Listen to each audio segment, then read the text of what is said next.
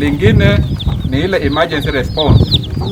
Kama kuna janga tuna respond na tunasaidiana. Na hii maneno ya COVID tank inaingiana na hiyo pila ya emergency response. Wakati tulipopata hili janga la COVID kama region na hawa wenzangu ambao tulikaa pamoja ku address maneno ya COVID kwa within KenGen, kuhakikisha kwamba staff wa KenGen wako safe. Hao wenzangu tulikaa pamoja tukasema hatuwezi kuwa peke yetu tuko safe na wale majirani wetu wako hatarini. Ndio tukaketi pamoja tukaanza the first initiative ambayo ilikuwa tu kujaza matangi. Lori yetu ilikuja na kujaza matangi ambao ziliopo na maji ili watu wapate maji ya kunawa na ku maintain usafi. Na vile tuliendelea kupeana maji tukagundua kwamba kuna sehemu zingine tunataka kupeana maji lakini hakuna matangi. Ndio tukapeleka request kwa ofisi yetu kwa haraka, tukapewa pesa na tukafanya tenda. Ningewaomba mtumie hii tangi vizuri.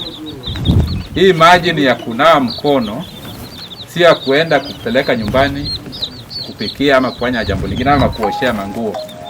Tukitumia hivyo hata ile demand ya kujaza wanaruji vile ulisema itakuwa kidogo na KenGen inaweza saidia. Kwa maana hii tangi kama inatumika kuosha mkono peke yake inaweza kama hata mwezi mbili. Sio tuzidi kuzingatia zile masharti ya Ministry of Health. Kunawa mkono, kumaintain usafi, kuweka mask. Leo hii tumepeana hata mask hapa. Na pia tumeleta hizi tangi pamoja na sabuni ambao mtatumia. Alafu vile tunaishi hapa, kama kuna shida mnaleta na tunaongea na tunaelewana na tunaendelea mbele. Na hii tangi ni moja kati ya 30 tanks ambao tumepeana kwa Embu, Kitui na Machakos County.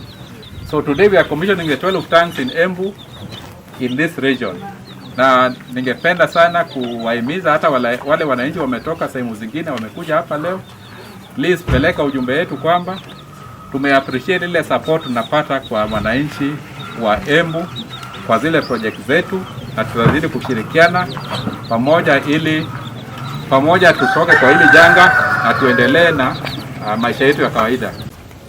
Together with that, I wish to congratulate the communities living in this region, Mbeere South in particular, Kiambere, to support they have given KenGen Company to attain their various targets in the community and also in the Kenyan country at large. The 15 locations, of which 5 or 6 are of which 6 are in Machakos, and you have had about 5 in Embu and some 3 in Kitui, that have benefited. I wish to congratulate those locations that have had to get these donations of the water tank.